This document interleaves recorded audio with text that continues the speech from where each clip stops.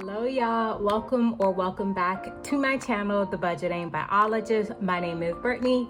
If you're new here, thank you so much for stopping on this little old video. And if you're oldie but a goodie, thank you as always for coming back. In today's video, I'm gonna be working on my budget for December 2024. So if you're interested in that type of content, please consider giving this video a like, commenting, and of course subscribing to the channel. Your girl would appreciate it. Now let's go ahead and hop into this video. So hi, how are you? Long time no see, YouTube fam. I have not uploaded a video since October, but we're gonna talk all about it.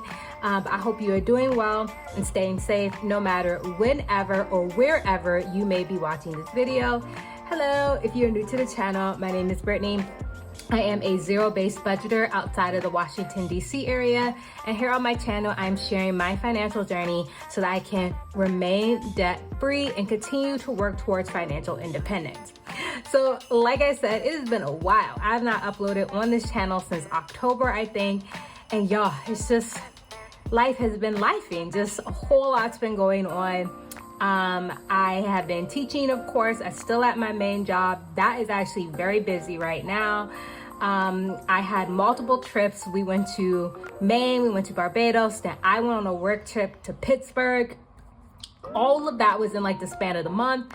Then of course we had Thanksgiving, literally just happened yesterday. Today is Black Friday, so if you are out Black Friday shopping, put down below what are some things that you may have picked up or you planning on picking up over the weekend. So yeah, it's just a lot been going on, mainly traveling. And oh yeah, I'm getting married in 3 weeks, like literally 3 weeks from today, I'm gonna be getting married. And we just got our marriage license this morning. So it's just been a lot going on and I just have not had any time to film. But things have calmed down a bit, even with the wedding coming up. Now that I'm not doing all this like crazy traveling, things have actually calmed down a bit. So hopefully I can get back into the swing of things on my YouTube channel. But that is the end of that. Let's go ahead and hop into what y'all are here for. Let's go ahead and hop into my zero-based budget. So if you are new to budgeting, a zero-based budget is basically a type of budget where every single dollar in your budget has a place and has a purpose. I personally like this style of budgeting because it holds me really accountable to know where exactly my money is going. And even though I haven't filmed, I did keep with my budget in both October and November. I kept up with tracking everything. And of course, I'm planning on doing that in December as well. So I always like to start off with my income, and I'm actually just going to grab my little calculator here. Okay, drop that. But anyways, got my little calculator here. So I like to always start off with my income. Right now, I do have 2 jobs. I work as a program director, and then I teach on the side of at a local community college. And I do get paid bi-weekly at both of those jobs. I've already decided I'm not gonna teach this upcoming spring semester. They did ask me. It's just too much, y'all. I just don't have time. I don't make that much money. It's basically just like play money is, you know, that it kind of, you know, affords me, which is fine. Don't get me wrong. I'm very grateful, but it's just like, it's just not worth it anymore. Maybe if I find something a little bit closer to where I live or whatever, but right now, I think this is the last semester I'm going to be teaching, at least at that community college. But anyways, like I said, this is how much I'm getting paid. At my main job, this includes health insurance, my pension, my 401k, deductions, all that good stuff. So this is all after all of those deductions and various things.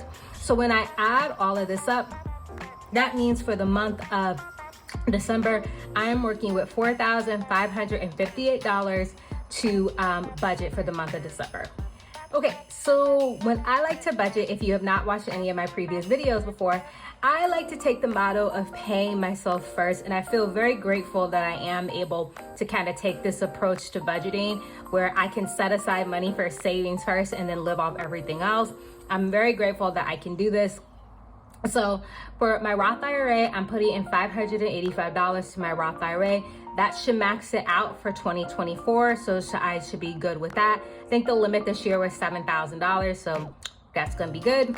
I'm doing $831 for personal. This is my 3 to 6 month expenses, my emergency fund. And I've also been paying for my wedding expenses out of my personal fund. My soon-to-be husband and I, when we first got engaged, we made a pact to not go into debt. And so far we've been able to do that.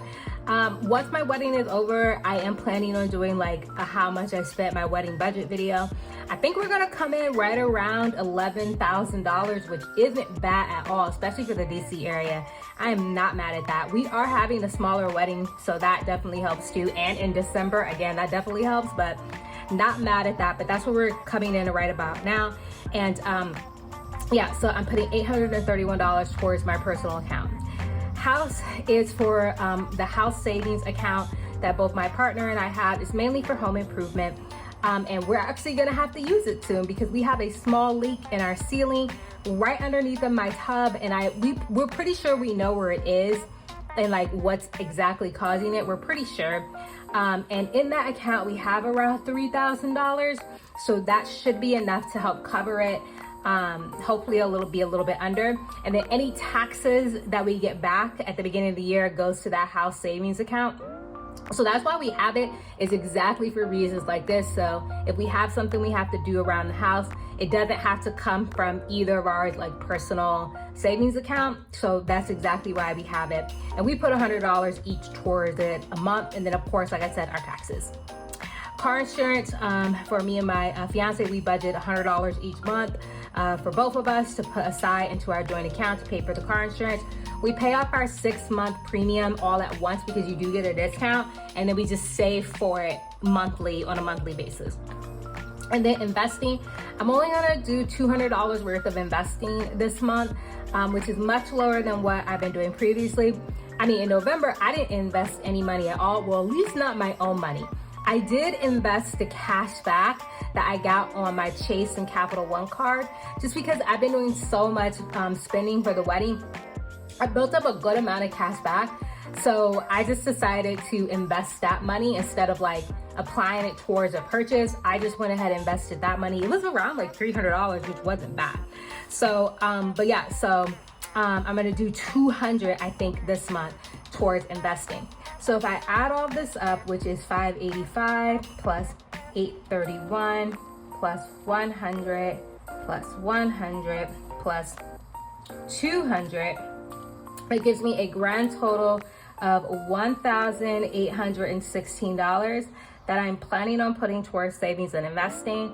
And if we do what we have from our income, which is $4,558 minus $1,816, means we have $2,742 left over that we're gonna put towards our bills, groceries, you know, expenses like that. Okay, cool. So now speaking of our bills, we are moving on to our fixed expenses. Of course, these don't change month to month to month. So our mortgage, for my portion, I'm putting aside $1,661. We do pay over our actual mortgage amount so we can save on that interest. It doesn't look like rates are going down anytime soon to refinance, which does kind of suck because that was a goal for us this year, but it doesn't look like it's gonna happen, maybe next year. But anyways, yeah, that's what I'm putting aside for my portion of our mortgage. The water bill, I put aside $50, electric $100, and then internet $43. These bills here, I usually highlight them. Actually, let me go ahead and highlight them. Maybe I'll do green. Whoops, that's not the highlighter. There we go, there's the highlighter. So these bills that I have highlighted here, these are the ones that I do share with my fiance. We have a joint checking account that we put a preset amount of money into, and that takes care of the majority of our bills, and then groceries as well. Should have highlighted that. Comes out of that. So yeah, so everything gets paid out of there. And we have talked about like, what are we gonna do? Like once we get married, are we gonna combine our finances? Are we gonna keep them separate? But right now, we're gonna keep everything the way that we have it, where again, we just have that joint account and we put a preset amount of money in there rather than combining everything up front. And we do want to have kids, so if that happens in the near future, we'll rethink our strategy. But for right now, this is what works for us. Our electric bill, my portion, I'm gonna put $100 towards. And internet, my portion, I'm gonna put $43. Cell phone always gets $38. Netflix, $17. And honestly, I may get rid of Netflix. Like, I have barely been using it. I guess, I don't know, I've been traveling a lot, so I haven't really felt the need to recently. Even when I was away, like you know how like you can sign into Netflix on like your like away devices or something? I just haven't even done that either. So I don't know, Netflix may be on the chopping block for next year, but we'll see. Right now, we'll still keep it. And then Apple, which for me is my Apple Music, and then my iCloud storage for $13. So if we go ahead and add all of that up, which is $1,661 plus 50 plus 100 plus 43 plus 38 plus 17 plus 13 gives me a grand total of $1,922 that we are spending on our fixed expenses. And if we go back to our $2,742 that we had after taking care of savings and investing, subtracting $1,922 leaves me with $820 that I can spend on discretionary expenses for the month. Okay, like I said, I got $820 to spend on my discretionary expenses. But first, let's take a little sip of our wine. This is just some Chardonnay that I got. It's very good. I have not really been drinking wine or anything recently, so this is a nice little, you know, holiday pick-me-up. But anyways, how was y'all's Thanksgiving? Did you have a good one? What'd you do? So for us, we actually go to 2 Thanksgiving like kind of events each year. We go to my fiance's parents' house first because they do like a Thanksgiving lunch, and then they go somewhere else for dinner with their friends later on in the day. And then after that, we go to my parents' house for actual Thanksgiving dinner. So we had a lot of food. I'm so stuffed. I can like not even think about having turkey or anything else, even though there's a ton of leftovers at both their houses. But anyways, yeah, so let me know how your Thanksgiving was down below. But okay, moving on, let's get to these discretionary expenses. So starting off with groceries, I'm putting $240 towards groceries. Again, this is one of those shared expenses that goes into that joint account for my portion. Gas, I'm gonna do 100. Beauty, I'm only doing 50. I was gonna do a little bit more than that for beauty, but for my wedding, my sister is actually a professional, like a real life professional makeup artist. So obviously, you know, she's gonna do my makeup for my wedding. My hair, I'm gonna do my own hair. I bought some clip-ins off of Amazon, and I'm gonna do my own hair. And then this is basically gonna pay for like my wedding manicure that I'm gonna get. So that's all I really need for beauty this month. Shopping, only gonna get 100. We really don't need anything, to be honest with you, or I guess I say I really don't need anything. I've been shopping a lot again for my wedding and other things, so I think that should be good for the month. Fun is gonna be getting 0, zilch, nothing. We ain't spending nothing on fun this month. We ain't going nowhere. Like I said, we got a whole wedding to pay for. If you haven't heard me say it already in this video, so fun is getting nothing. Giving, still gonna get 50. Eating out, gonna get 65. Holidays is gonna get 50, and then gifts are gonna get 50. Me and my fiance have already decided that we're probably not gonna do gifts for the adults in the family this year, just because it's just a lot and it's just too much going on right now. So we've decided that we're not gonna do gifts for adults, and everybody's cool with that. They know, what's going on for us right now. But for our nieces, I definitely will be getting my fiance's niece and then my niece again. They're little kids. They're 18 months and 2, almost 3. So like we're getting them gifts obviously, but everybody else, sorry, maybe next year. Cards getting 20. Clothes, I'm good on clothes, $0 there. House, $30. I have already put up my Christmas decorations, and I actually overbought. So some of that stuff I overbought is going back to Target probably tomorrow when it's a little less busy on Saturday. So I don't really need any more Christmas decorations for this house. I put 30 just in case, but I don't think I'm gonna use it. Health is gonna get 50, And then pet is going to get 15. This of course is anything I get from my dog Titan outside of his normal like food and things that he needs to live. So let's go ahead and add this up. So I have 240 plus 100 plus 50 plus 100 plus 50 for giving plus 65 for eating out. Plus I'm gonna combine that 100 for holiday and gifts plus 20 for my car plus 30 plus 50 plus 15 gets us $820 that we are spending on discretionary expenses. And if we subtract that from what we had left over from our fixed expenses, that leaves us with a balance of 0.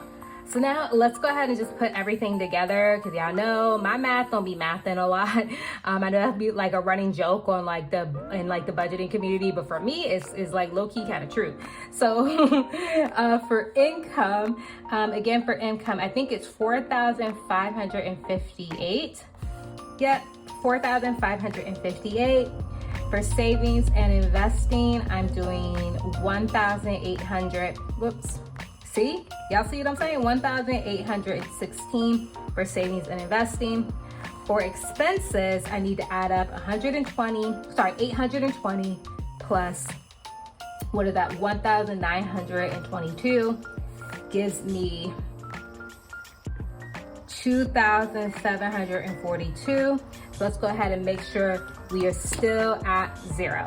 So we have 4,558 minus 1,816, 2,742 minus 2,742, net 0 for our zero-based budget. All right, y'all, that is it for me. Thank you so much for hanging out with me for, my video. Let me know, how are you feeling for December? How's your budget looking? Are you excited about the new year? I'm definitely excited about the new year. Lots of fun things hopefully coming up. Let me know down in the comments, and I will see y'all in my next video.